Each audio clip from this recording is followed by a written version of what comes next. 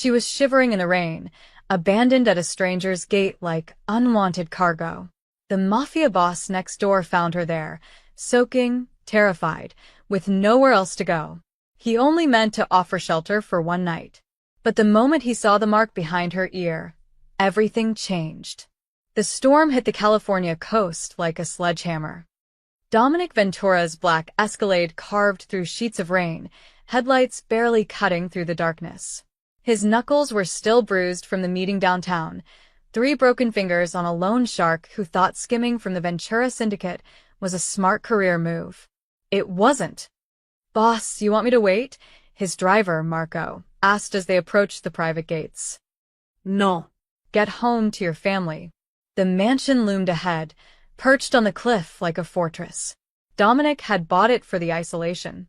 No neighbors except Carter Mallory's gaudy estate across the private drive, and Mallory was rarely home. Perfect. As Marco pulled away, Dominic noticed something wrong. A figure huddled against Mallory's gate. Small. Shaking. His hand moved instinctively to the Glock under his jacket. This road was gated, monitored, impossible to access without clearance. Yet there she was, a woman in a soaked white dress, barefoot, arms wrapped around herself like she was trying to hold her bones together. Dominic walked closer, rain hammering his shoulders. "Hey," his voice cut through the storm. "You lost." She looked up, and something in Dominic's chest tightened. She couldn't have been more than 25, with dark hair plastered to her face and eyes that held too much fear for someone just lost. Her lips were blue. Please," she stammered, teeth chattering. He won't. "He won't let me in." "Who won't?" "Mr. Mallory." I rang the bell. I called. He looked at me through the camera and said no. Dominic's jaw clenched. Mallory. Of course. The billionaire tech mogul who thought buying a mansion next to a mafia boss made him edgy. Idiot probably forgot he ordered takeout and left this girl stranded. "How long have you been out here?" 3 hours. Maybe 4. Her voice cracked. "I don't have anywhere else to go. My passport, my phone, everything's in my bag, and he took it when I got here this morning." Red flags exploded in Dominic's mind. This wasn't a forgotten date. "What's your name?" Aya. Aya Nakamura. She tried to stand but stumbled. Dominic caught her before she hit the ground. She weighed nothing. "I'm supposed to be his bride." The word hit Dominic like a slap. His what? "Mail-order bride. From the agency. I signed the contract in Tokyo 3 months ago." Her voice was barely a whisper. "He was supposed to marry me. Instead, he tried to lock me in the basement. Said I needed to adjust first. When I refused, he threw me out." Dominic had seen a lot of evil in his 38 years. He'd ordered hits, burned buildings, destroyed lives. But this casual cruelty, this ownership of another human being, made his blood boil in a way violence never did. "Come on," he pulled her toward his gate. "Wait, where?" "My house. You'll freeze to death out here." Aya resisted weakly. "I can't. Mr. Mallory said if I left the property, he'd call immigration. I'm on a fiancé visa. If he cancels it, let him try." Dominic's gate recognized his fingerprint and swung open.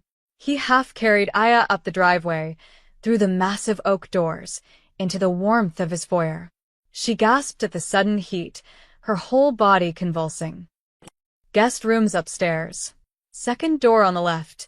He grabbed a blanket from the closet and wrapped it around her shoulders. "Hot shower, warm clothes in the dresser. Don't care if they fit. Just get dry." She stared at him like he'd spoken a foreign language. "Why are you helping me?" "Because Mallory's a piece of shit and you look like you're about to die on my doorstep." Go. She went. Dominic poured himself 2 fingers of whiskey and tried to process what just happened. Mail-order bride. In 2024. In California. Next door to him. His phone buzzed. Unknown number. Ventura. "This is Maxwell Hunt, head of security for Carter Mallory." The voice was clipped, professional. "You have property belonging to Mr. Mallory.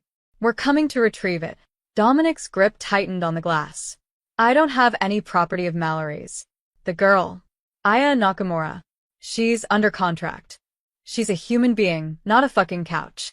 Mr. Mallory paid a substantial fee for her arrangement. She belongs. Say belongs one more time. Dominic's voice dropped to a whisper. I dare you. Silence. We'll be there in 5 minutes. If you interfere with Mr. Mallory's legal arrangement, we'll involve law enforcement. The line went dead. Dominic drained his whiskey. Legal arrangement. The words tasted like poison. He'd spent 20 years building the Ventura Syndicate, controlling half the West Coast's underground economy, and he'd never trafficked people. Drugs, guns, money, sure. But people?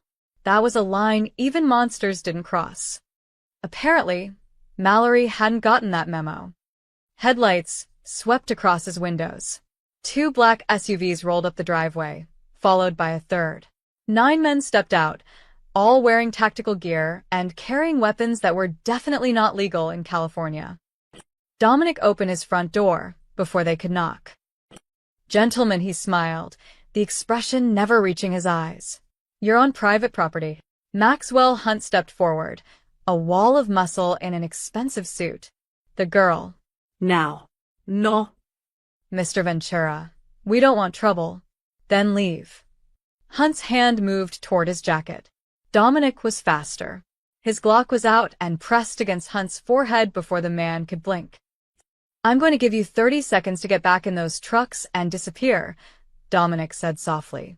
Or I'm going to paint my driveway with your brains, then call my guys to dump your bodies in the Pacific. Your choice. Behind him, he heard a gasp. Aya stood at the top of the stairs, wrapped in one of his old sweatshirts, her hair still damp. She looked terrified. Hunt's eyes flicked to her. Miss Nakamura, Mr. Mallory requests. She's not going anywhere. Dominic cocked the gun. 20 seconds. The security team exchanged glances. They were professionals, but they weren't stupid. Everyone on the coast knew Dominic Ventura's reputation. The Phantom Don. The man who'd single-handedly ended the Rodriguez cartel's push into California by leaving their leadership hanging from the Golden Gate Bridge. Hunt raised his hand slowly. This isn't over. Yes, Dominic said. It is. The SUVs reversed down the driveway. Dominic watched until their taillights disappeared, then locked his door and set the security system. When he turned around, Aya was sitting on the stairs, her face buried in her hands. I'm sorry, she whispered. I'm so sorry. I didn't mean to bring trouble. Hey, Dominic holstered his gun and walked to the stairs. Not your fault. Mallory's the problem, not you. She looked up, tears streaming down her face. You don't understand. The contract I signed. It's legal. If I break it, I get deported. If I stay here, he'll come back with police, lawyers, everything. You can't fight that. Dominic crouched to her eye level. Aya. I'm a mafia boss. I've fought wars most people can't imagine. Trust me, I can handle one billionaire with a god complex. For the first time since he'd found her, something like hope flickered in her eyes. Why? She asked. Why would you risk everything for a stranger? Dominic didn't have a good answer. Maybe it was the way Mallory's men had called her property. Maybe it was the bruises he'd spotted on her wrist when he'd carried her inside. Maybe it was just that he was tired of watching powerful men destroy innocent people. Because, he said finally, someone should. Outside, thunder rolled across the cliffs. The storm wasn't over. Neither was this. Dawn broke gray and cold over the Pacific. Dominic hadn't slept. He'd spent the night in his office, making calls, pulling strings, trying to understand what kind of legal nightmare he'd walked into. Every lawyer he contacted said the same thing. Fiancé visas were binding, mail-order bride contracts were technically legal if processed correctly, and interfering could mean federal charges. He didn't care. At 6 a.m., his head of security, Vincent, called. Boss, we got a problem. 3 SUVs just entered the private road. Not Mallory's guys from last night. These are professionals. Military contractors, maybe. How many? 12. Armed. They're setting up a perimeter. Dominic checked the security feeds. Vincent was right. These weren't rent-a-cops. These were the kind of men governments hired for black ops. Mallory had upgraded. Wake the crew. I want 20 men on the property in 30 minutes. Already done. Boss. What's this about? Mallory thinks he owns people. I'm teaching him different. Dominic found Aya in the kitchen, staring at a cup of coffee she hadn't touched. She'd changed into jeans and a sweater from the guest room, clothes that had belonged to his sister before she died 5 years ago. The sight made his chest tight. They're back, aren't they? She asked quietly. Yeah. But I've got people coming. Mr. Ventura, she set down the cup, her hands shaking. Last night, before Mr. Mallory threw me out. He said something. He said I should have stayed dead with the rest of them. Dominic went very still. The rest of who? I don't know. Asked what he meant, and that's when he tried to lock me in the basement, her voice cracked. He said the basement was supposed to be temporary. Just until he figured out what to do with me. When I fought back, he got angry and threw me outside instead. A chill ran down Dominic's spine. This wasn't about a bride contract. This was something else entirely. Where are you from? Originally? Osaka. But I was raised by my aunt and uncle. My parents died when I was 8. House fire. What were their names? Kenji and Yuki Nakamura. Why? A massive explosion shook the house. Dominic grabbed Aya and dove behind the kitchen island as windows shattered. Through the ringing in his ears, he heard Vincent's voice on his earpiece. Boss? They just blew the front gate. They're coming in hot. Dominic pulled Aya toward the panic room behind the wine cellar. Stay here. Don't open this door for anyone but me. What's happening? Mallory just declared war. He sealed her inside and ran for the armory. His men were already pouring onto the property, 20 of the most dangerous soldiers the Ventura Syndicate had. But Mallory's contractors had them outgunned and outpositioned. Dominic grabbed a tactical vest and his favorite rifle. He'd built this mansion with multiple defensible positions. Time to use them. He reached the second-floor balcony, overlooking the driveway. Mallory's men had formed a wedge, advancing toward the house with military precision. But they'd made one mistake. They'd assumed Dominic would hide. He didn't. Dominic vaulted over the balcony railing, landed on the first-floor overhang, and opened fire. 3 contractors dropped before they knew what hit them. His men surged from the flanks, turning the driveway into a kill box. The battle lasted 8 minutes. When it was over, 6 of Mallory's contractors were dead, the rest retreating to the private road. Dominic's crew had taken 2 casualties, both superficial wounds. Vincent approached, breathing hard. Boss, we can't keep this up. Mallory's got unlimited money. He'll just keep sending people. Then, I'm ending this now. Dominic strode through the broken gate, down the private road, directly toward the remaining contractors. They raised their weapons, but he kept walking, hands loose at his sides. Tell Mallory I want to talk. 1 hour. The lighthouse on Point de Mai.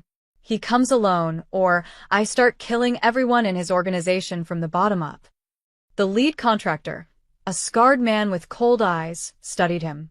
He won't come. He will. Because if he doesn't, I'm going to his penthouse downtown and dragging him out in front of every camera in Los Angeles.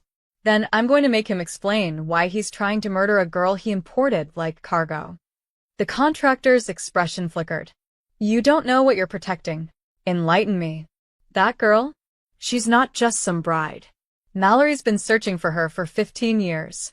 Whatever she is, she's worth dying for. To him. The contractor turned and walked away, leaving Dominic standing in the road as rain began to fall again. 15 years. House fire. Should have stayed dead with the rest of them. Dominic pulled out his phone and called his oldest contact, a woman named Sarah Chun who specialized in information the government wanted buried. Sarah. I need everything you can find on Kenji and Yuki Nakamura. Osaka, Japan. Died in a house fire around 2007 or 2008. And I need it in 30 minutes. That's going to cost you. Bill me. He hung up and looked back at his mansion. Somewhere inside, Aya was hiding in a panic room, terrified and confused. She thought this was about a bride contract. Dominic was starting to realize it was about something much worse. The lighthouse at Point du May stood empty in the rain. Dominic checked his watch. Mallory had 45 minutes to show up, or the war would really begin. Mallory never showed. Dominic waited at the lighthouse for 2 hours, rain soaking through his jacket, before admitting the billionaire was a coward. Fine. He'd tried diplomacy. When he returned to the mansion, his phone buzzed with Sarah Chen's report. He opened it in the car, and his blood went cold. Kenji and Yuki Nakamura, deceased 2008. Official cause, accidental house fire. Unofficial, suspected arson. No arrests made. Both were low-level accountants for the Seki clan, one of the most powerful Yakuza families in Osaka until 2008, when the entire organization was systematically eliminated in what Japanese authorities called the bloodiest gang war in modern history, over 200 dead in 6 months. The Seki clan was completely wiped out. No survivors. Except Aya. Dominic found her in the guest room, curled up on the bed, staring at nothing. She looked up when he entered, her eyes red from crying. Is it over? No. But we need to talk. He sat in the chair across from her. I need to see behind your ear. Your left ear. She blinked. What? Just trust me. Slowly, she brushed her hair aside. Dominic leaned closer, and there it was, so small he'd almost missed it. A tattoo, barely the size of a dime, of a stylized chrysanthemum with a single falling petal. His stomach dropped. Do you know what this is? He asked quietly. A tattoo? I've had it since I was a child. My mother said it was a family tradition.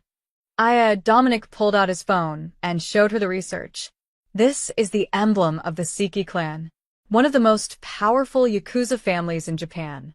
They were completely destroyed in 2008. She stared at the screen, her face draining of color. No, that's... My parents were accountants. Normal people. They didn't. Your parents worked for the Seki clan. Maybe they were just employees, but that tattoo? That's only given to blood family. Direct descendants. He paused. You're not just some random woman Mallory imported. You're the last living member of the Seki bloodline. The room went silent except for the sound of rain against the windows. That's impossible, she whispered. I'm nobody. I've been nobody my whole life. My aunt and uncle barely kept me fed. I worked in a convenience store until the agency recruited me. You're the heir to one of the most powerful crime families in Asia. Or you were, until someone wiped them out. Aya stood abruptly, pacing. This doesn't make sense. If what you're saying is true, why would Mr. Mallory want me? Why pretend to arrange a marriage? Dominic's mind raced through the possibilities. Because you're evidence. A living witness to whatever really happened to your family. The official story was gang warfare, but what if it wasn't? What if someone orchestrated the whole thing? Who would do that? Someone with enough money and power to make an entire crime family disappear. Someone like Mallory. Aya sank back onto the bed, her hands trembling. He said I should have stayed dead. Oh God. He knew. He's known this whole time what I am. Dominic's phone rang. Vincent. Boss, you need to see this. I'm sending you a video. The video loaded, security footage from downtown Los Angeles, dated 3 days ago. It showed Mallory entering a private club, followed by 3 men. Sarah's image recognition software had already identified them. Chin Wu, head of the Red Lotus Triad in San Francisco. Antonio Greco, underboss of the Greco family in New York. And James Richardson, a legitimate businessman who everyone knew ran half the illegal arms trade in the Pacific Northwest. 4 major crime figures meeting secretly. What are they planning? Aya asked, looking over his shoulder. I don't know. But I'm going to find out. Dominic stood. Get some rest. I'm posting guards outside your door. Wait, she grabbed his arm. Why are you doing this? You don't even know me. I'm dragging you into something that could destroy everything you've built. Dominic looked down at her hand on his arm, then met her eyes. In the past 24 hours, she'd been abandoned, hunted, and discovered her entire life was a lie. But she wasn't broken. There was steel underneath that fear. When I was 15, my father was killed by a rival family. They came to our house, shot him in front of me and my sister, then burned the place down. My sister, and I barely escaped. He paused. I spent 20 years building power, so I'd never be helpless again. So I could protect people who couldn't protect themselves. I'm not your responsibility. No. You're not. He pulled his arm back gently. But maybe that's exactly why I should help you. After he left, Dominic headed to his office and called a meeting with his top lieutenants. They arrived within the hour: Vincent, Marcus, and Lucia. 3 people he trusted with his life. He explained everything. This is insane, Marcus said immediately. You're protecting the heir to a family that was exterminated? Every syndicate in the Pacific Rim probably has a price on her head. We don't know that. We don't know anything. That's the problem. Marcus slammed his hand on the desk. Boss, with all respect, this girl is a live grenade. If Mallory's involved with the Triads and the Greco family, we're looking at a multi-syndicate operation. We can't fight that. I'm not asking you to fight, Dominic said coldly. I'm telling you what's happening. Lucia spoke up quietly. What if Marcus is right? What if protecting her starts a war we can't win? Dominic met each of their eyes. Then we fight anyway. The safe house sat in the industrial district of downtown Los Angeles, hidden between abandoned warehouses and graffiti-tagged walls.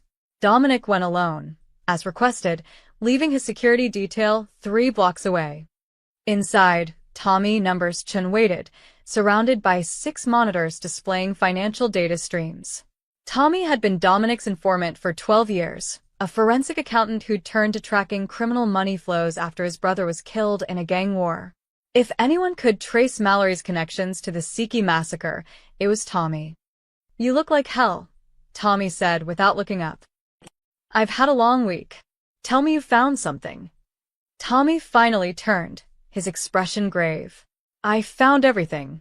And Dominic? You need to walk away from this girl. Right now. Not happening. Talk. Tommy pulled up a file on the central monitor. The Siki clan massacre in 2008 wasn't random gang warfare like the report said. It was a coordinated extermination funded by a coalition of Western businessmen and crime families. They called it Operation Chrysanthemum. Dominic's jaw clenched. Why? Control. The Siki clan controlled 90% of the smuggling routes between Asia and North America. Drugs, weapons, people, everything flowed through their network. But they had rules. No human trafficking. No children. No biological weapons. They were Yakuza, but they had a code. And someone wanted those routes without the restrictions. Exactly. Carter Mallory, your friendly neighborhood billionaire, wasn't always in tech. 20 years ago, he ran a private military contractor company called Aegis Solutions. They specialized in international logistics, code for moving anything anywhere, no questions asked. Tommy pulled up another file showing young Carter Mallory in military fatigues, standing beside men Dominic recognized from intelligence reports. War criminals. Arms dealers. The kind of people who made Dominic look like a saint. In 2007, Mallory approached the Siki clan with a business proposal, Tommy continued. He wanted to use their routes for his operations. They refused. Said his cargo violated their code. 6 months later, Operation Chrysanthemum began. Who else was involved? Chun Wu from the Red Lotus Triad. He wanted the West Coast ports. Antonio Greco from New York. He wanted the East Coast distribution. James Richardson. He wanted the weapons channels. And about 5 other families I'm still identifying. They pooled resources, hired mercenaries, and systematically eliminated every Siki member they could find. Dominic felt sick. Over 200 people. Men, women, and some children. They didn't discriminate. The official story was gang warfare because they made it look like internal conflict. Burned houses, staged betrayals, false flag operations. By the time Japanese authorities figured out what was happening, it was too late. The Siki clan was extinct. Except Aya. Except Aya, Tommy pulled up a photo of a young girl with her parents, Kenji and Yuki Nakamura. Her parents weren't just accountants. Her father was the Siki clan's chief financial officer. He managed every transaction, every route, every offshore account. When he realized what was happening, he tried to expose it. Let me guess, house fire. Mallory's mercenaries made it look accidental. But before they died, Kenji and Yuki hid their daughter with Yuki's sister in a different city. Changed her last name from Siki to Nakamura. Kept her hidden for 15 years. Dominic paced the small room. So, why bring her here now? Why the mail-order bride scheme? Because loose ends make people nervous. 3 months ago, Kenji's sister died, natural causes. But before she died, she told Aya the truth about her parents. Not everything, but enough to make Aya curious. She started asking questions, searching records. And someone noticed. Mallory noticed. He couldn't just kill her in Japan, too many witnesses, too much scrutiny. So he created a legal way to bring her to the United States. A fiancé visa through a mail-order bride agency he secretly owns. Once she was here, isolated and alone, he could make her disappear quietly. The basement, Dominic said quietly. He was going to kill her in his basement. Probably. Or hand her over to his partners. Either way, she wasn't supposed to survive. Tommy shut down the monitors. Dominic, everyone involved in Operation Chrysanthemum has spent 15 years building empires on top of that bloodshed. If Aya's existence becomes public knowledge, it threatens everything. They'll burn the world down to silence her. Then I'll burn it down first. This isn't some territorial dispute. You're talking about 4 major crime families, international cartels, and a billionaire with government connections. You can't win this. Dominic turned to face him. What would you have me do? Hand her over? Let them finish what they started. I'd have you survive. Think about your people. Your family. Marcus, Vincent, Lucia, everyone who depends on you. Is one girl worth all their lives? The question hung in the air like poison. What if it was your brother? Dominic asked quietly. What if someone could have saved him, but chose not to, because it was too dangerous? Tommy's face crumpled. That's not fair. No. But it's true. Dominic headed for the door. Send me everything you have. Names, accounts, locations. If they want a war, I'll give them one they'll never forget. Dominic.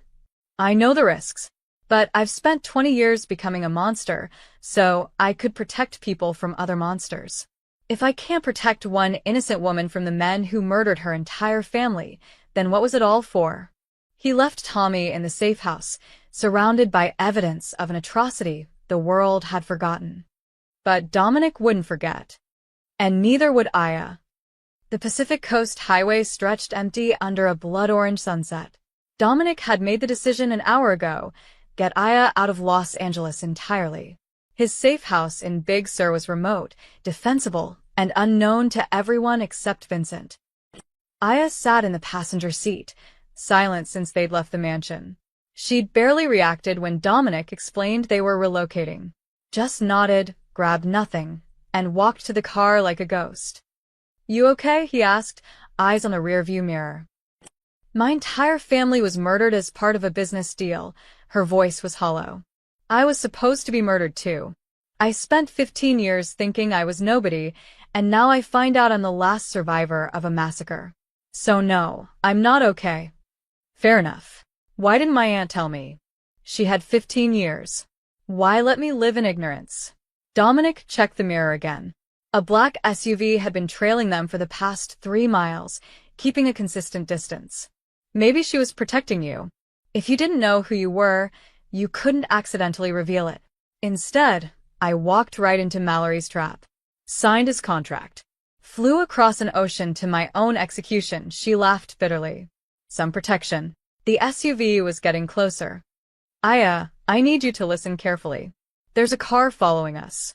When I say so, I want you to get down on the floor and stay there. Understand? Her eyes widened. They found us. Looks like it.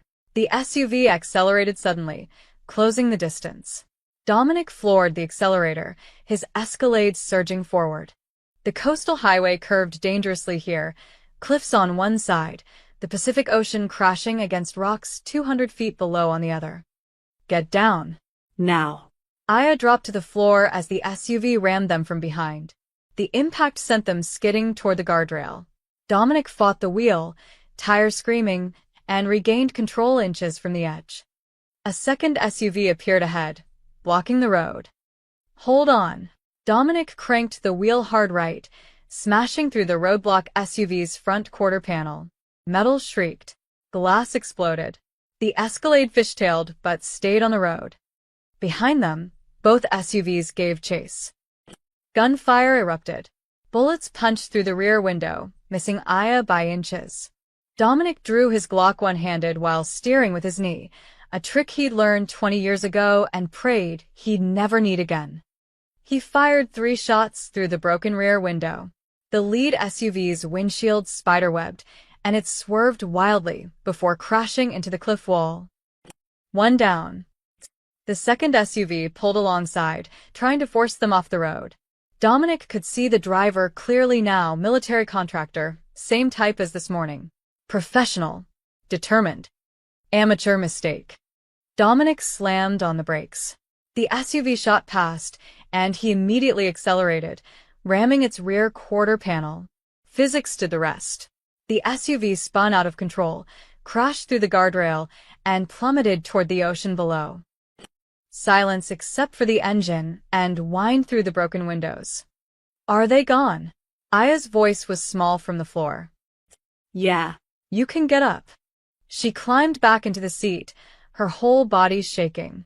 Blood trickled from a cut on her forehead where glass had grazed her. Dominic reached over, checking the wound with gentle fingers. You're okay. Just a scratch.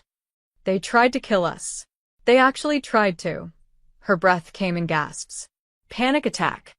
Dominic pulled onto a scenic overlook and killed the engine. Aya. Look at me. Breathe with me. In. And out. In. And out. She followed his rhythm, her breathing gradually slowing. When color returned to her face, she spoke, her voice deadly quiet. I wasn't bought as a bride.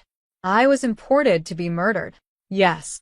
Everything, the agency, the contract, the visa, it was all fake. A trap. Yes. She looked out at the ocean, tears streaming down her face. How many others? How many women did that agency send to men like Mallory? The question hit Dominic like a punch. He hadn't thought about that. I don't know. We need to find out. If that agency is his, then. She turned to him, fury replacing fear. How many other women are in basements right now? How many disappeared and nobody noticed because they were foreigners with no family?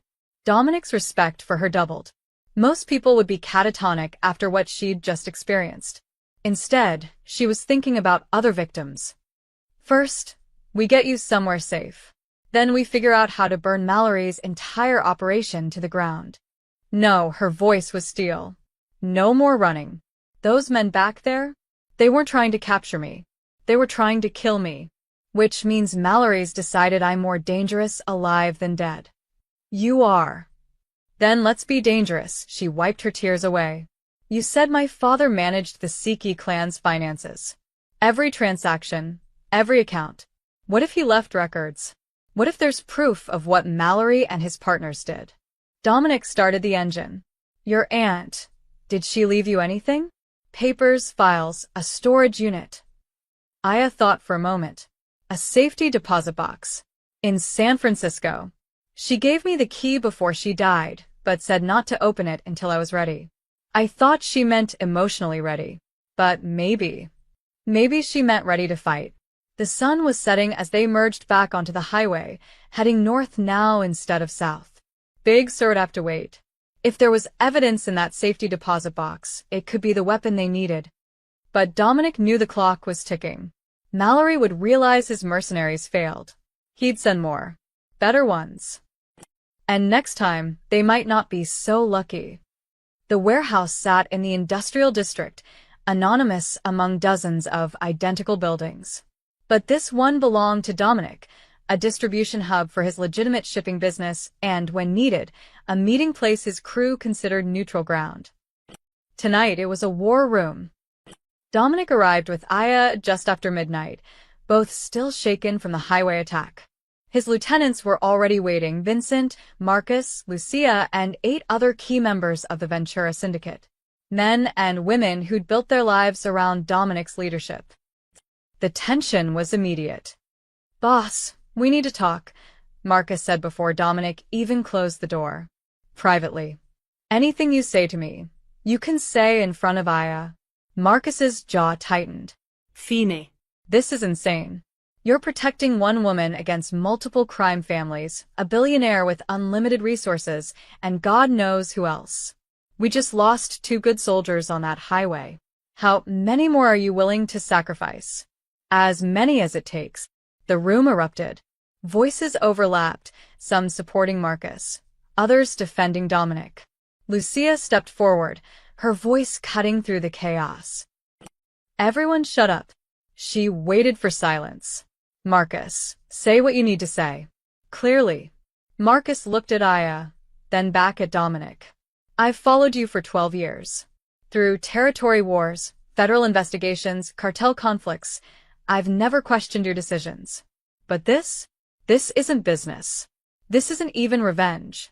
This is you risking everything we've built for a stranger." "She's not a stranger anymore. She's a death sentence."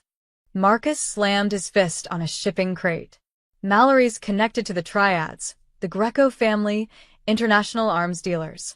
If we keep protecting her, we're declaring war on half the criminal organizations in North America. Our people will die. Our families will be targeted. Everything we've spent 20 years building will burn." Several crew members nodded in agreement. Vincent spoke up, his voice measured. "Boss, I'm loyal to you. Always have been. But Marcus has a point. We need to consider the cost.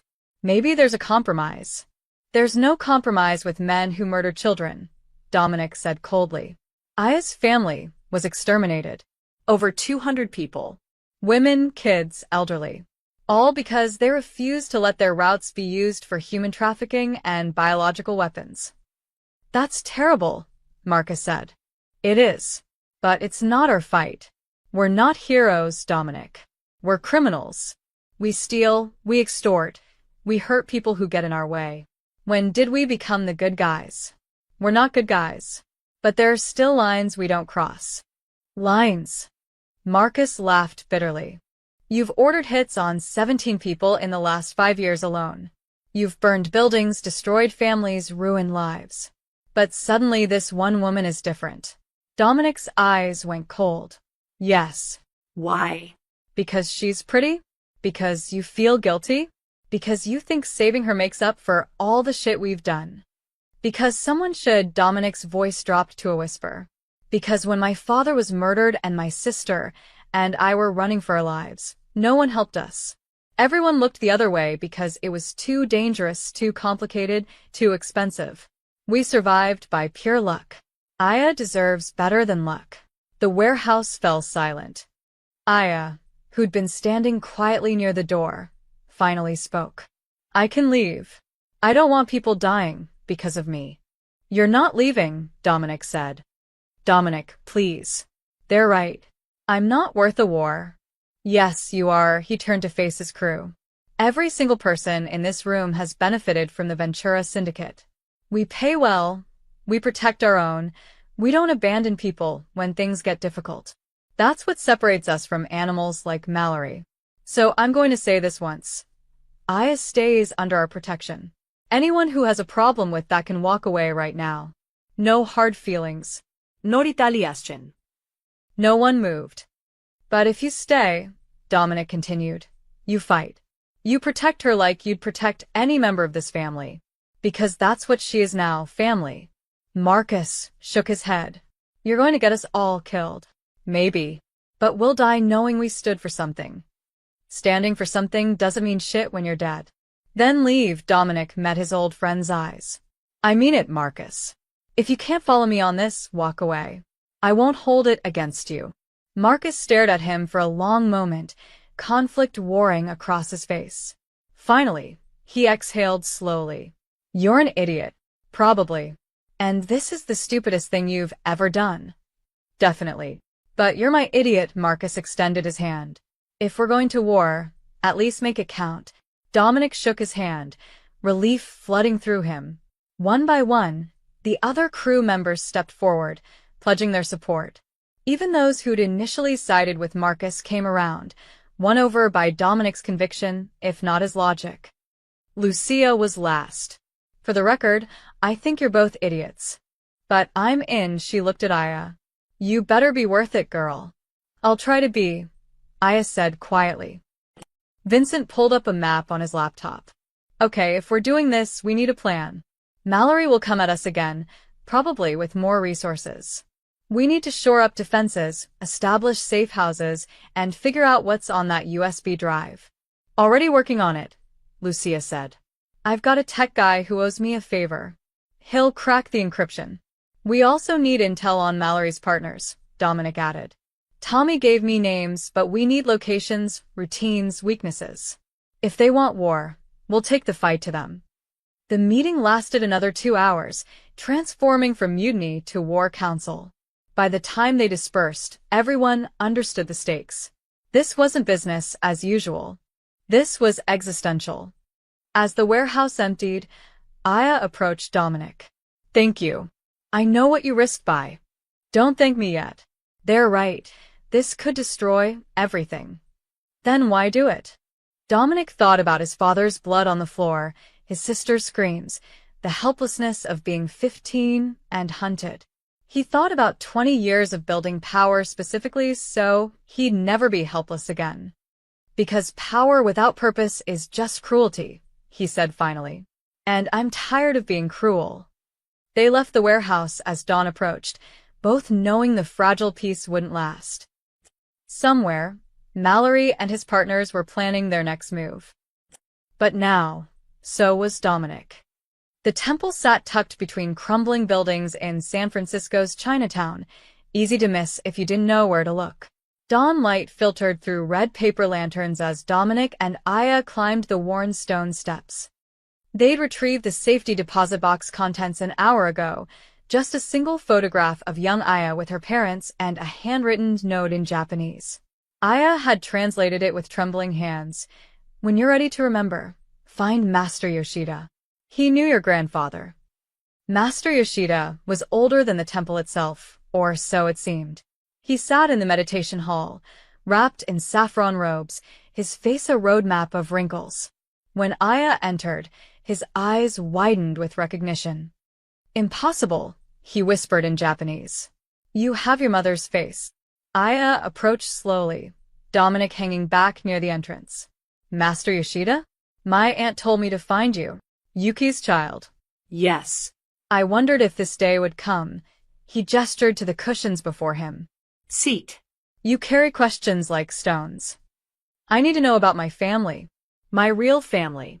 The Siki clan. The old monk's expression darkened. That name should remain buried. It can't. Not anymore.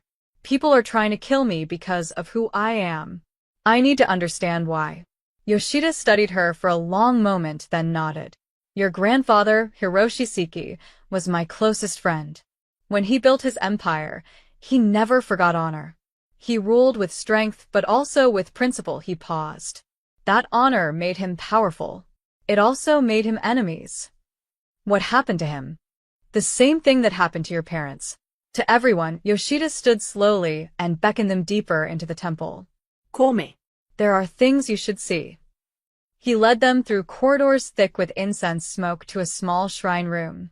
The walls were covered with photographs, dozens of Japanese faces, young and old, all marked with a single red chrysanthemum painted in the corner. The dead, Yoshida said quietly. I performed last rites for 43 of them myself. The others. There was nothing left to perform rites for. Aya's breath caught. She moved closer to the photographs, and Dominic watched her face transform as she studied each one. Her fingers touched a photo of a young woman holding a baby. "That's my mother," she whispered. "And that's me." The memories hit her like a freight train. She gasped, stumbling backward. Dominic caught her as images flooded her mind, fragments she'd buried or forgotten, now erupting with crystal clarity. A compound at night, paper screens, the smell of cherry blossoms. Her mother's voice. "Aya-chan, we're going to play a game. You must be very, very quiet." Hiding in a closet, her mother's hand pressed over her mouth. Sounds outside. Shouting. Gunfire. Smoke. Flames licking up the walls. Men in dark clothes. Not Japanese. Americans. One of them tall with silver hair. "Mallory," Aya breathed. I saw him there the night my parents died." Dominic's grip on her tightened. "You're sure?" He was younger, but yes, he was there. He was talking to another man. They were speaking English. Her eyes went distant, pulling up the memory. The other man said, "Are you sure about this?" And Mallory said, "They knew too much. All of them. No loose ends." Yoshida's face went pale. "You remember this?" "I do now. My father. He grabbed me from the closet. He ran with me through the burning house. I remember his hands were burned, but he wouldn't let go. He got me outside, to my aunt who was waiting in a car. The last thing he said was," her voice broke. He said, "Tell her who she is when she's strong enough to survive it." Tears streamed down her face as 15 years of suppressed trauma came rushing back. The smell of smoke. Her mother's scream. The sound of her father's body hitting the ground behind them as they drove away. Dominic felt rage like molten steel in his chest. Mallory hadn't just ordered the massacre, he'd been there. He'd watched children die. "There's more," Yoshida said gently. He pulled out an old wooden box from beneath the shrine. "Your father gave this to me 3 days before he died. He said if anything happened to him, I should keep it until Hiroshi Seki's heir came asking questions." Inside the box was a USB drive. He said it contained insurance. Yoshida continued. Proof of crimes that would destroy powerful men. He wanted leverage to protect his family. Instead, he gestured to the photographs on the wall. Aya took the USB drive with shaking hands. "What's on it?" "I don't know. I was told not to look, only to keep it safe. Your father trusted that someday you would need it." Dominic's phone buzzed. "Vincent. Boss, we have a problem. Mallory just filed kidnapping charges against you. Says you're holding Aya against her will. FBI is getting involved." "We need to move," Dominic said. Now. But Aya wasn't ready to leave. She stood before the photographs, staring at her family, her real family. People she'd never known but who'd died protecting her. "I won't run anymore," she said quietly. "These people deserve justice. My parents deserve justice." "Justice is great," Dominic replied. "But first, we need to survive long enough to deliver it." Yoshida pressed something into Aya's hand, a small charm. "Your grandfather gave me this when you were born. He said every Seki carries their strength in their blood. You are the last. Make them remember what that means." As they left the temple, Aya clutched the USB drive and the charm. Somewhere in her grandfather's insurance file was the key to destroying Mallory and his partners. They just had to live long enough to use it. Mallory's penthouse occupied the top 3 floors of the Pinnacle Tower in downtown Los Angeles. Getting past security would be impossible for most people. Dominic Ventura wasn't most people. He left Aya with Vincent at a secure location with strict orders. Copy the USB drive, send backups to 3 different trusted contacts, and if anything happened to him, release everything to the media. Then he walked straight through the Pinnacle's front door at noon, when the lobby was packed with business lunches and distracted security. The elevator required a key card for the penthouse. Dominic produced Mallory's own card, lifted from his head of security during their first confrontation. Sometimes old-school pickpocketing was more reliable than hacking. The penthouse doors opened to reveal floor-to-ceiling windows overlooking the city. Mallory stood at the bar, pouring scotch like he'd been expecting company. Ventura. Right on time, he didn't turn around. I assume you came to negotiate. I came to make you understand what happens next. Mallory finally turned, his silver hair perfectly styled, his smile empty. You break into my home to threaten me? Bold. Stupid, but bold. He gestured to the shadows near the windows. 6 armed guards stepped forward. Dominic didn't flinch. You file kidnapping charges. You send mercenaries. You're trying every play in the book. Want to know why none of it's working? Enlighten me. Because you're used to buying problems away. Money, lawyers, hired guns, that's your world. But you just picked a fight with someone who built an empire on bodies, not bank accounts. And now you're terrified. Mallory's smile tightened. I'm not afraid of you. You should be. Dominic pulled out his phone and played a video. Security footage from 15 years ago. Grainy, but clear enough. Young Carter Mallory walking through a burning compound, stepping over bodies, directing men in tactical gear. Mallory's face went white. This is from your Aegis Solutions days, Dominic continued. Funny thing about digital files, they never really disappear. Your mercenaries recorded everything. Standard protocol, right? Cover your ass in case clients don't pay. Where did you get that? Aya's father was thorough. He knew exactly what you were planning. He documented everything, financial transfers, communications, videos. He built a dossier that would bury everyone involved in Operation Chrysanthemum. Dominic pocketed his phone. And you were dumb enough to bring his daughter here. Mallory drained his scotch in one gulp. You don't understand what you're interfering with. This isn't some territorial dispute. The Siki routes are worth billions annually. 4 crime families, 6 international cartels, and half a dozen legitimate corporations depend on those networks. Built on mass murder. Built on necessary elimination of obstacles. Mallory's mask slipped, revealing something cold and reptilian underneath. The Sikis were dinosaurs clinging to outdated codes. We offered them partnership. They refused. In business, you adapt or die. 200 people, including children. Acceptable losses for the greater economic infrastructure. He said it like he was discussing quarterly earnings. You think you're the hero here? You're a criminal, Ventura. A killer. At least I built something legitimate on top of my sins. There's nothing legitimate about you. Mallory laughed. Oh, this is rich. The Mafia boss has moral standards. Let me explain reality to you. He leaned against the bar. If you release that evidence, yes, I'll face charges. Maybe even prison. But so will everyone else involved. Chun Wu, Antonio Greco, James Richardson. Every major crime family on 2 continents will be exposed. Good. You think it's good? The power vacuum would trigger wars that make the Siki massacre look like a minor disagreement. Thousands would die fighting for control. Cities would burn. Is that what you want? Is that what your little bride wants? Dominic moved closer, his voice dropping to a whisper. Here's what's going to happen. You're going to call off every mercenary, every lawyer, every resource you've aimed at Aya. You're going to cancel that fiancé visa and ensure she gets legal residency, without conditions. You're going to disappear from her life completely. Or what? Or, I release the evidence anyway. And before the FBI comes for you, I'll make sure Chen Wu and his partners know you kept records of their involvement. Let them deal with you first. Mallory's confident facade cracked. That would be suicide. They'd come for you too. Maybe. But I'll die knowing I took you with me.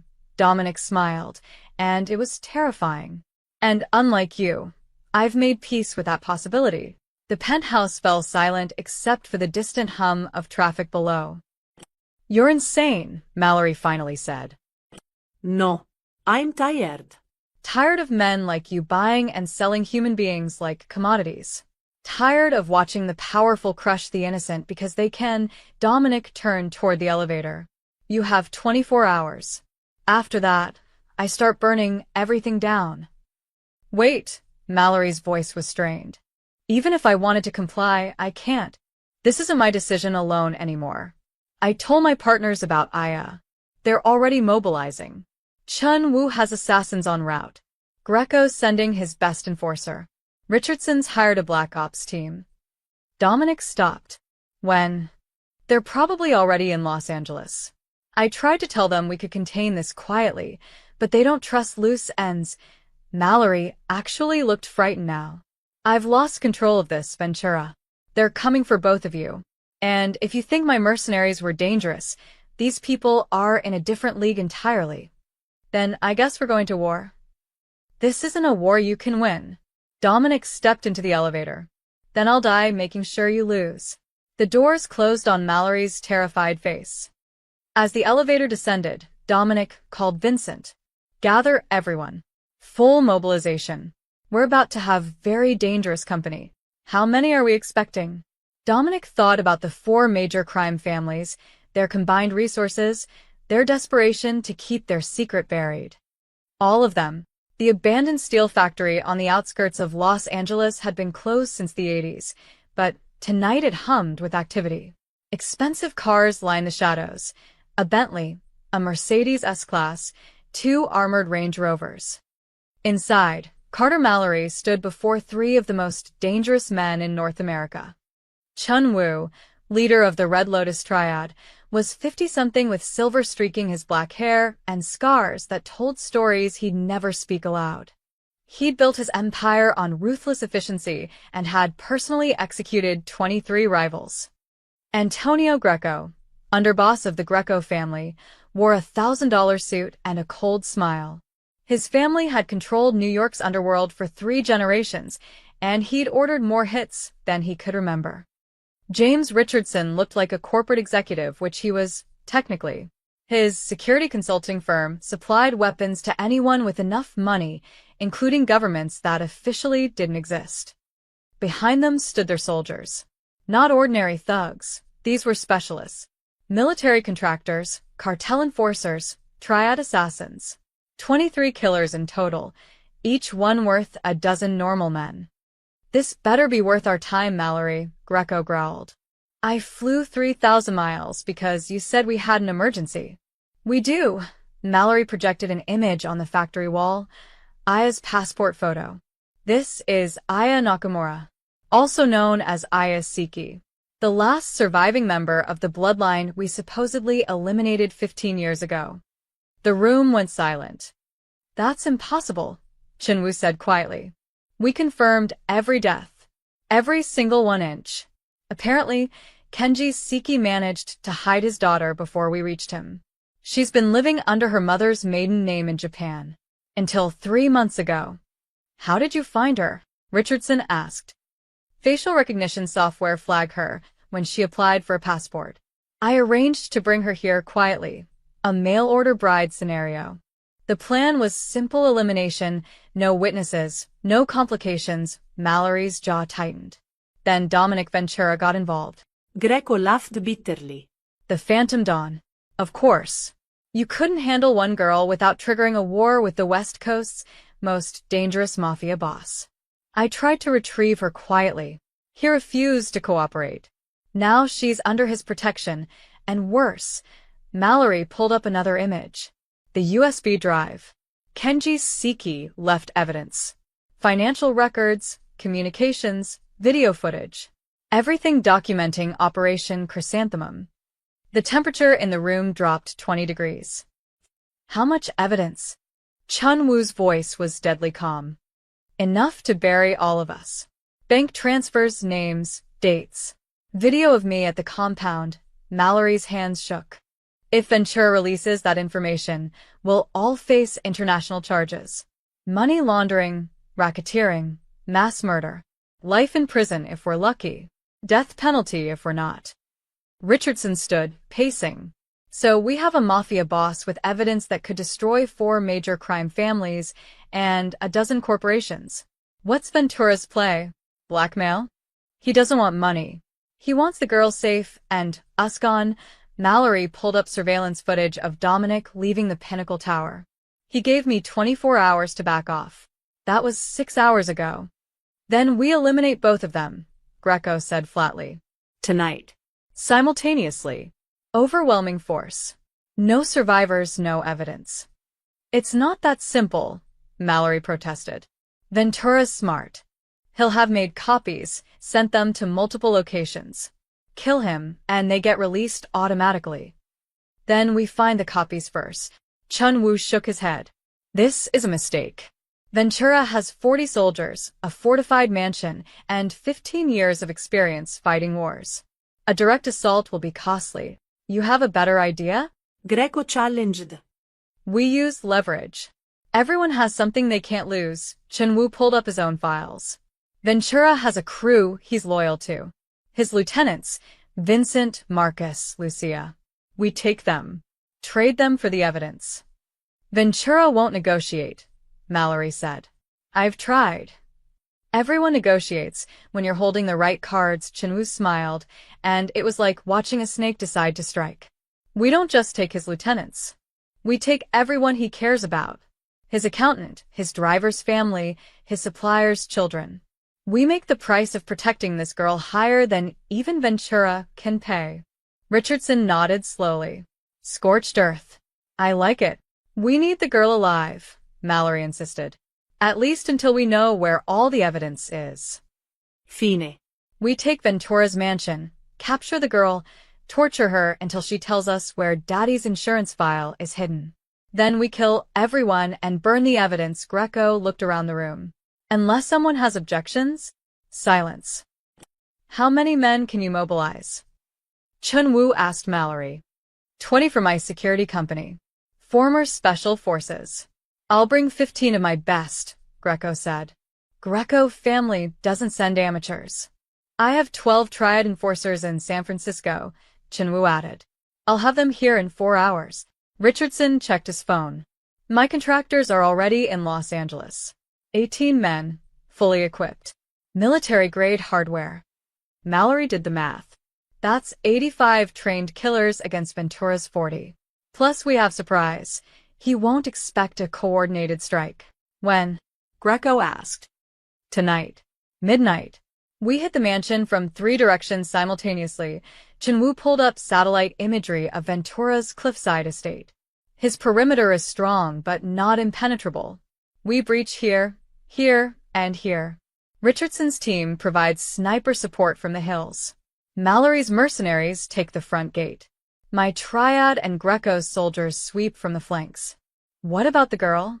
Richardson asked. Take her alive if possible.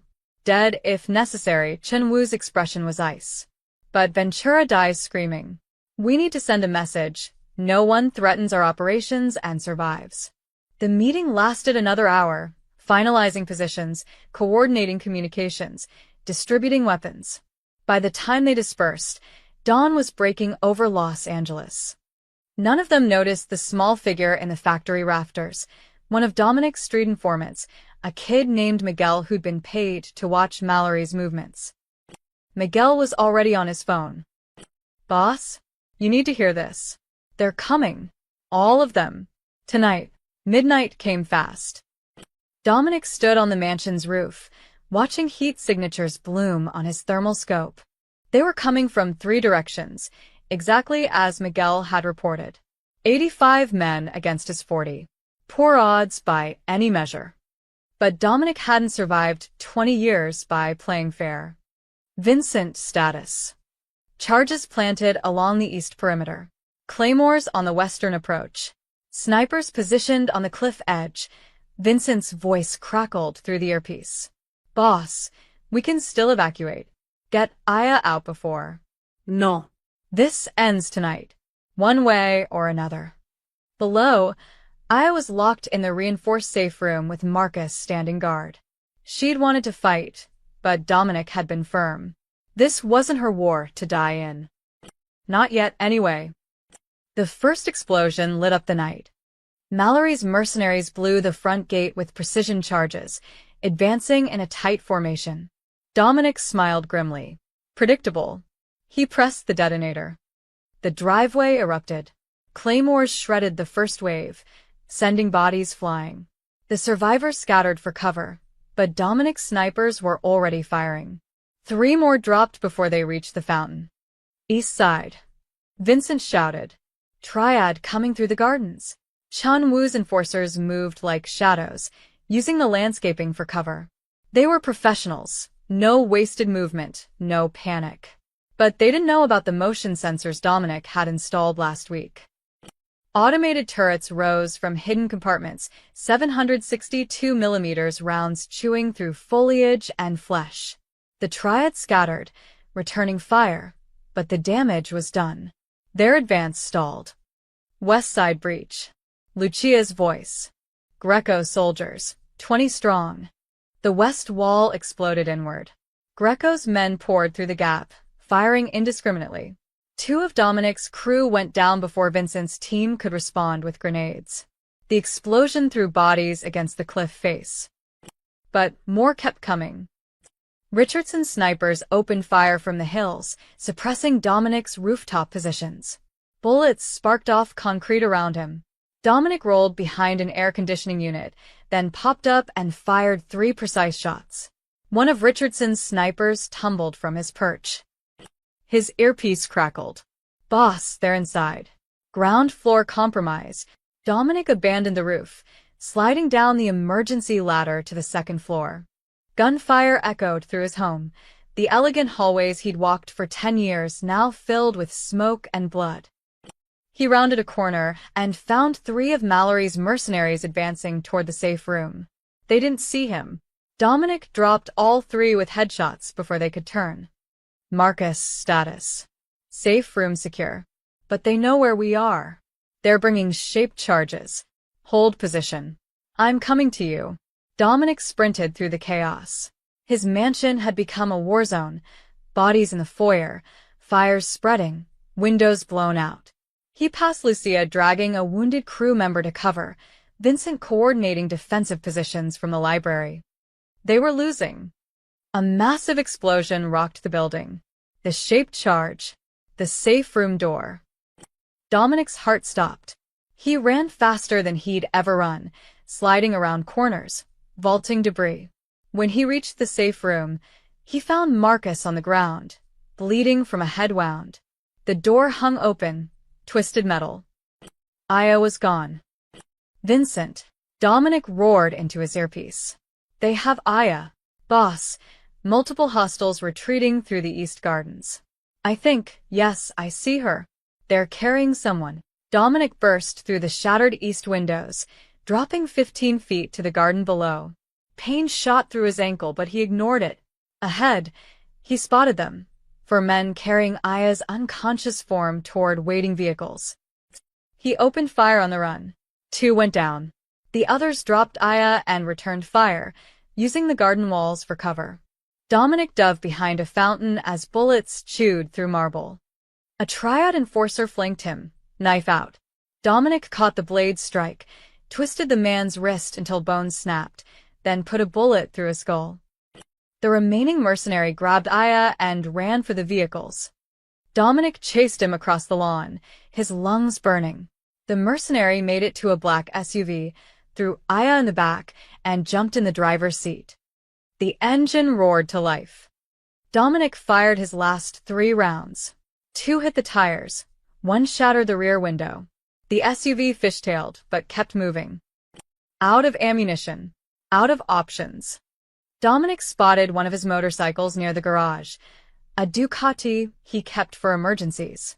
He mounted it, kicked the engine to life, and tore after the SUV as it screamed down the private road. Behind him, his mansion burned. Explosions continued as ammunition cooked off.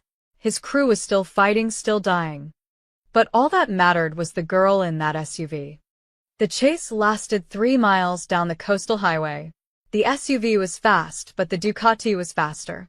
Dominic pulled alongside, seeing Aya pressed against the window, terror in her eyes. The driver swerved, trying to ram him off the cliff. Dominic dropped back, then accelerated. He pulled his backup pistol, a snub-nose .38 he kept in his boot, and fired through the driver's window. The SUV jerked wildly, then crashed through the guardrail. For a horrible moment, Dominic thought it would plummet to the ocean. Instead, it caught on a rocky outcrop 30 feet down. He abandoned the motorcycle and climbed down. The driver was dead. Aya was unconscious but breathing, trapped in the wreckage. I've got you, Dominic whispered, pulling her free. I've got you. Above, sirens wailed. Police, fire, ambulances, the battle had been too loud to ignore. Dominic carried Aya up to the road just as Vincent arrived in a bullet-riddled sedan. The mansion? Dominic asked. Gone. But we won. They're all dead or retreating. Vincent's face was grim. Boss, we lost 12 people tonight. 12 lives. For one girl. Dominic looked down at Aya's unconscious face and felt nothing but certainty. Worth it. Aya woke on a boat, the smell of salt and diesel thick in the air. Easy. Dominic's voice came from somewhere close. You took a hit to the head. Mild concussion. She sat up slowly, finding herself on a yacht's cabin bed. Through the porthole, she saw nothing but dark water. Where are we? About 40 miles off the coast. Heading to Mallory's private island, Dominic appeared in the doorway, his face shadowed with exhaustion and something darker. Rage. Vincent's intel team cracked Mallory's communications. He fled there after the assault failed. Took Shin Woo and Richardson with him. Greco? Dead. His soldiers told us everything before they fled. The island is Mallory's endgame. Fortified compound, private security, helicopter pad for emergencies. He thinks he's untouchable there. Aya swung her legs off the bed, testing her balance. Her head throbbed, but fury burned brighter than pain. How many men does he have? 15, maybe 20. All professionals. And we have. Me. Dominic's smile was knife-thin. You're staying on the boat. Like hell I am. Aya. They murdered my entire family. Over 200 people dead because they wanted shipping routes. She stood, wobbling slightly. My father died getting me to safety. My mother burned alive. I've been running and hiding my whole life without even knowing it. I'm done running, Dominic. He studied her for a long moment. Finally, he opened a weapons locker and pulled out a compact Glock 19. You know how to use this. My aunt taught me.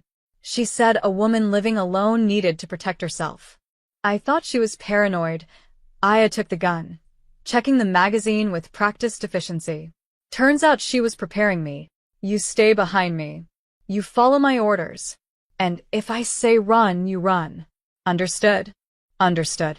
The yacht anchored a mile from the island as the first hint of dawn colored the horizon. Dominic and Aya took a small inflatable raft to shore, cutting the motor 50 yards out and paddling the rest of the way. The island was beautiful in a sterile way. Manicured beaches, tropical plants, a compound of glass and steel built into the hillside. Dominic counted 3 guard towers, motion sensors along the perimeter, and at least 6 patrolling guards. This is suicide, Aya whispered. No. This is justice. Dominic pulled out a small device and pressed a button. Somewhere in the compound, Miguel, who'd been smuggled onto the island 2 days ago posing as a maintenance worker, would be cutting the power and disabling the security systems. 3 seconds later, the lights went out. The chaos erupted. Guards shouted, flashlights swept the darkness, alarms blared then died. Dominic moved through the confusion like a ghost. The first guard never saw him coming, a knife across the throat, body lowered silently to the ground. The second guard turned at the wrong moment. Dominic's suppressed pistol coughed twice. The man crumpled. Aya followed, her heart hammering. She thought she wanted this, but seeing Dominic kill with such cold efficiency made her understand the difference between wanting revenge and living it. They reached the main building. Dominic disabled the backup locks. Child's play after 20 years of breaking into fortified locations. Inside, the compound was modern luxury. All marble and art pieces worth more than most people's homes. A guard appeared at the end of the hallway. Before Dominic could react, Aya raised her Glock and fired. The shot went wide, hitting the wall, but the guard dove for cover. Dominic used the distraction to close the distance, snapping the man's neck with brutal efficiency. Aim center mass, he said calmly. Deep breath before you squeeze. They moved deeper into the compound, leaving bodies in their wake. Dominic was systematic, precise. He checked every room, cleared every corner. When they found Richardson in a panic room, trying to call for help on a satellite phone, Dominic simply shot him through the reinforced glass. The man died, still holding the phone. Chun-Woo was smarter. He ambushed them in the compound's central atrium for triad enforcers emerging from hidden positions. Bullets filled the air. Dominic dragged Aya behind a marble pillar as chunks of stone exploded around them. Ventura! Chun-Woo's voice echoed. You can't win this. Even if you kill us, there are others. The routes are bigger than any of us. Dominic reloaded calmly. I don't care about your routes. I care about the girl you tried to murder. She's one person. You destroy an entire economic network for one person? Yes. Dominic rolled a flashbang grenade across the floor. The explosion was deafening. He moved before the echoes faded, firing with precision. 2 enforcers dropped. Chun-Woo tried to run, but Aya stepped from behind the pillar and shot him twice in the back. He fell, gasping. She walked closer, standing over him, the gun trembling in her hands. My name is Aya Siki, she said quietly. You helped murder my family. It was business, Chun-Woo wheezed. This is personal. She pulled the trigger. The compound fell silent except for distant alarms. Dominic found Mallory in the master suite, frantically stuffing cash and passports into a bag. He froze when he saw them. Please, he begged. I have money. Milio. It's yours. Just let me. Aya raised her gun, but Dominic gently lowered it. This one's mine, he said. Wait. The evidence. I can help you find all the copies. We can. We already have the evidence. And we're releasing it. Mallory's face went white. You'll destroy everything. The power vacuum will. Good. Let it burn. Dominic stepped forward, and Mallory stumbled backward, tripping over his luggage. He hit the ground hard, scrambling away. Aya deserves to watch you die knowing you failed, Dominic said. That her family's legacy survives while yours ends in a puddle of your own blood. Please. The gunshot was deafening in the small room. Outside, dawn had fully broken. Dominic and Aya stood on the beach, watching the compound burn behind them. Miguel had set the fires, evidence destruction, but also symbolic. Is it over? Aya asked. Almost. One more thing. He pulled out his phone and pressed send. The evidence, all of it, uploading to every major news outlet, law enforcement agency, and intelligence organization simultaneously. By noon, the world would know about Operation Chrysanthemum. Now it's over, Dominic said. 6 months later, Tuscany, Italy. The villa sat among rolling hills covered in olive groves and vineyards, far enough from any city that the night sky blazed with stars. It was the kind of place where the past couldn't reach, where peace wasn't just a concept but a tangible thing you could touch in the warm Mediterranean breeze. Aya stood on the terrace, watching the sunset paint the Tuscan landscape in shades of gold and crimson. Her hair had grown longer, no longer the frightened woman Dominic had found shivering in the rain. The tattoo behind her ear, the chrysanthemum that had marked her for death, now felt like a badge of survival. You're going to miss dinner, Dominic said, appearing beside her with 2 glasses of wine. She accepted one, smiling. I was just thinking about the first night, when you found me at Mallory's gate. I was so terrified I couldn't even think straight. You hid it well. Liar, she laughed, and the sound was lighter than it had been in months. I was a mess. You were surviving. There's a difference. The evidence release had been catastrophic, exactly as Mallory had predicted. Federal investigations spanning 3 continents. Indictments against dozens of high-ranking criminals and several supposedly legitimate businessmen. The power vacuum had triggered brief, but violent conflicts as various factions fought for control of the routes. But Dominic had been prepared. He'd coordinated with law enforcement, anonymously, providing additional intelligence that helped them dismantle the networks before they could fully reorganize. It hadn't been perfect, but it had been enough. Have you heard from Vincent? Aya asked. Called this morning. The crew's doing well. Marcus has taken over day-to-day operations. Dominic gazed across the hills. I dissolved most of the syndicate's holdings. Legitimate businesses went to the employees. The rest. I walked away from it. Any regrets? He considered the question. 20 years building an empire, and he'd abandoned it in 6 months. His reputation as the Phantom Dawn was fading into legend, replaced by newer, younger criminals fighting over scraps. No, he said finally. That life was about survival and control. This is about something else. Aya had spent the past months working with international lawyers to reclaim her family's legacy, not the criminal empire, but the legitimate assets her grandfather had built. Property in Japan, investments, cultural artifacts. She donated most of it to victims' funds and organizations fighting human trafficking. But she'd kept one thing, her name. Aya Seki now existed officially, recognized by the Japanese government, documented, legal. She was no longer a ghost of a murdered bloodline, but its living heir, carrying forward the honor her grandfather had tried to maintain. I got a letter from Master Yoshida, she said, pulling an envelope from her pocket. He says more families are coming forward. People who lost loved ones in the massacre. They want to create a memorial. Will you go? Eventually. When I'm ready to face it, she leaned against the terrace railing. Right now, I just want to exist without looking over my shoulder. Is that selfish? It's human. They stood in comfortable silence as darkness crept across the hills. Somewhere in the villa, Maria, the elderly Italian woman they'd hired as a cook, was preparing dinner. The smell of garlic and tomatoes drifted through the open windows. What do we do now? Aya asked quietly. Dominic had asked himself the same question every day since they'd left California. He'd spent 20 years as a mafia boss, and before that as an angry kid fighting to survive. He'd never imagined a life beyond violence and power.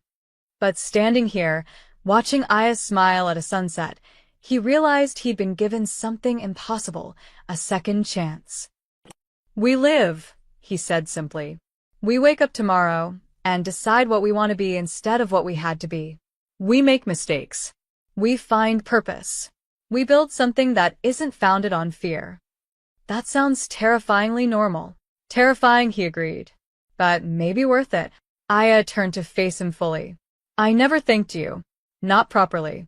You lost your empire, your home, 12 of your people, all because you chose to help a stranger in the rain. I didn't lose anything that mattered. Dominic met her eyes. And you're not a stranger anymore. Something shifted between them. A recognition that had been building since that first night. Two broken people who'd found each other in chaos and somehow built something worth protecting. Aya stepped closer. Dominic Ventura, retired mafia boss. What exactly are you suggesting? That maybe we stop running from the past and start building a future. Together. If you want. I want, she kissed him. Gentle and certain. But I have conditions. Of course you do. No more secrets. No more hidden lives. If we do this, we do it honestly. Agreed. And if any more billionaires try to import mail-order brides for murder, we destroy them too. Dominic laughed, the sound rusty but genuine. That's a given. They went inside as stars emerged overhead, leaving behind the ghosts of who they'd been. Inside, Maria had set the table with simple Italian food and cheap wine. Nothing like the opulence of Dominic's old life or Mallory's sterile luxury. It was perfect. That night, Aya dreamed of her parents for the first time without waking in terror. In the dream, they stood in a garden of chrysanthemums, smiling, telling her they were proud. That she'd honored their sacrifice not through revenge, but by choosing to live fully and freely. When she woke, Dominic was beside her, his hand unconsciously reaching for where his gun used to be before remembering he didn't need it anymore. Outside, dawn broke over Tuscany, golden and new and theirs. The Seki bloodline hadn't ended in fire and massacre.